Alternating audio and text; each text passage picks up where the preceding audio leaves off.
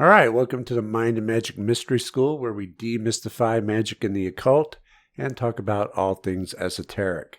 Today we're going to discuss a little astrology, more specifically a couple of retrogrades. One is beginning and one is ending. So let's get into it.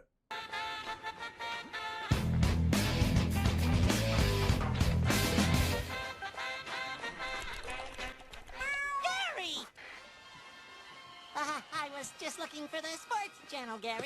All right, so for those of you who didn't know, we have been under a Mercury retrograde since about May 10th, up until a couple of days ago, when Mercury finally went stationary and started going direct again. And for those unfamiliar with retrogrades, a retrograde is when a planetary body seemingly starts going backwards in its path in the sky. And I say seemingly because it's not really going in reverse. It just appears to be that way due to the angles and positions of our orbits around the sun. For all the globetards out there, that's what the flat earthers call us when believing that you live on a globe, a spherical object in orbit around the sun. I don't get it. I've subscribed to a number of channels who really had interesting content until they got on flat earth theory, and then afterwards, that's all they talk about is flat earth, as if it matters. Whether we're all hurling through space on a giant rock or living in a petri dish under a timed heat lamp makes absolutely no difference, because there's not a damn thing you can do about it. Focus on the things you can control, not on the things that you can't. I've had to delete about 2 or 3 channels that have gone full flat because they become so obsessed with it that they never revisit the original intent of the channel. Anyway, the retrograde appears to be going backwards in the sky, and during those times, it's a period of looking back to the past to make for a better future. And of course, the most commonly known retrograde is Mercury, because it happens 3 to 4 times a year and has a close association with things messing up, those things that Mercury rules over, such as computers and electronics in general, traveling, commerce, communications, etc. There's all kinds of issues with electronics and computers and delays in travel during a Mercury retrograde. And this is what people have come to expect. And then some Mercury retrogrades go by relatively easy, such as the one that's ending now, because it depends on the placement of the planet. It depends on where Mercury is when it goes retrograde, as to how it's going to affect you in relation to your own personal birth chart. So this Mercury retrograde went by relatively easy for me personally, and yet you may recall I got quite hammered by some of the ones in the past. I'm certainly not looking forward to the one at the end of this year when Mercury retrogrades in Capricorn, as I have my natal sun in Capricorn. That's where it was at the end of last year when I ended up in the hospital. So I've had some pretty rough ones in the past, so I was due for an easier time, and this one was it. And when I say easier, I mean nothing's gone off the rails. I actually worked quite hard on getting a lot of things caught up, such as a lot of the yard work that's been put off due to bad weather and other factors. I've also gone back into the past and started numbering the video lessons again, and went back and cleaned up the Mystery School playlist. And I've also gone back and started working on another project that's been put off and on numerous times over many years, and trying to get that completed. And it's not like I did these things with Mercury retrograde in mind. It's just the way it worked out. But it's typical for the influence. We're supposed to go back and examine things and make them better to see what's working for us and what's not working for us during the times of retrograde.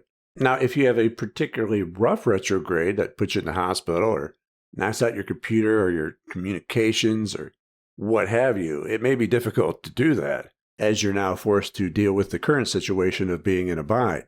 But when things are going quite all right for you during a Mercury retrograde, it's always good to go back and look at the past and see what you can improve upon. That's what I strive to do, but I tend to do it anyway. It's strange how there's a lot of things I'd like to go back and change, and they're on a list, but I typically don't have the time for it until there's a Mercury retrograde. That's how it tends to work out. Now, just because Mercury is going direct again doesn't mean that you're out of the woods. because we're still in its shadow, which is considered the point from where it starts going direct again to the point of its most forward progress before it went retrograde. Mercury was about at 4 degrees Gemini when it went retrograde, and then it went backwards into Taurus, which Mercury doesn't really like Taurus because it's a fixed earth sign, and Mercury likes to change things and mix things up. But as of now, it's at 26 degrees Taurus, so it still has 8 degrees to go before it's out of its shadow as it moves forward out of Taurus and back into Gemini, where it was before it went retrograde. So we have about till June 18th before it gets out of its shadow, or retro shade, as they tend to call it, to where things will be a bit better and back to normal. The beginning and ending of a retrograde, including the shadow period, is typically some of the roughest effects of a Mercury retrograde in my experience. I tend to get hit hard at the beginning and hit hard at the end, with a few mishaps in between. Now, just as we're exiting a Mercury retrograde, we're now entering a Saturn retrograde. It seems like at least one of the planets has to retrograde at any given time, because when Saturn goes direct, then Mars will go retrograde soon after. Now, when it comes to Saturn, Saturn's a very slow-moving outer planet, and so is the retrograde. A Saturn retrograde can last 4.5 months. And so when you think about it, you spend about a third of your life in Saturn retrograde. So it's not anything that you're not accustomed to. It's not something that you're not used to. All right, so if retrogrades are looking back at the past, then how does that pertain to Saturn? Well, Saturn rules over duty, responsibility, obligations, contracts, and is the lord of karma. So during a Saturn retrograde, and depending on where it is and what planets it's aspecting in the birth chart, we get the karma for our past actions. The karmic bill comes due, so to speak. And in this case, maybe quite literally, because Saturn is in Aquarius, and the first thing I think of when I think of the sign of Aquarius is corporations.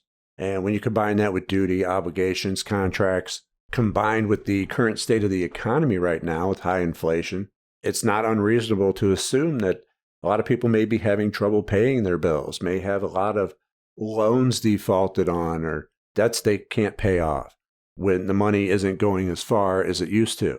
And that's just one scenario that could play out under this influence based upon one set of correspondences associated with Saturn and Aquarius.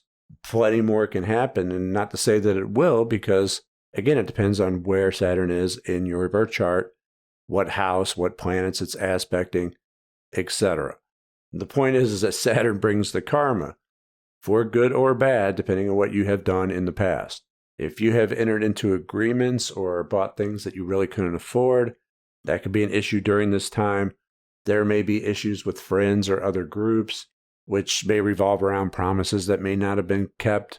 Again, there's a very strong association with duty and obligation with Saturn, as well as with the law. Judges wear Saturn black. If you have any outstanding tickets or warrants, that could come into play during a Saturn retrograde. There are many things that can happen, and unfortunately, a lot of times we don't realize what it is until it happens. And then we're like, oh, that makes perfect sense because it has all the correspondences and lines up perfectly. Now, if Saturn doesn't come along and stuff your karmic debt down your throat, and you're having a particularly easy time during this time, then a good thing to reflect on during a Saturn retrograde is anything that may be hindering you, blocking you, being obstacles to your goals, and examining what you could do about it. Because Saturn rules over obstructions as well, things that block you. And a retrograde is a good time to look into the past and see what may be causing you to not be as successful as you would like to be. And this is especially important for anyone who may be going through their Saturn return at this time. You need to reevaluate, reassess. A Saturn return is already rough, but it could be especially devastating when it flips retrograde and brings another karmic beatdown along with it. Saturn return comes along to help kick us in the rear to get us in gear so that we're just not always stuck where we're at. So it's an excellent time to look back and reassess and evaluate what's going on and how you can progress forward. But for those having a Saturn return at the same time, it's absolutely crucial. All right, and that's all the time we have for today. I want to thank you for listening. Leave a like and comment below how your Mercury retrograde went this past go around. Visit mindandmagic.com for all Mind and Magic programs and courses, and I will see you soon. Take care.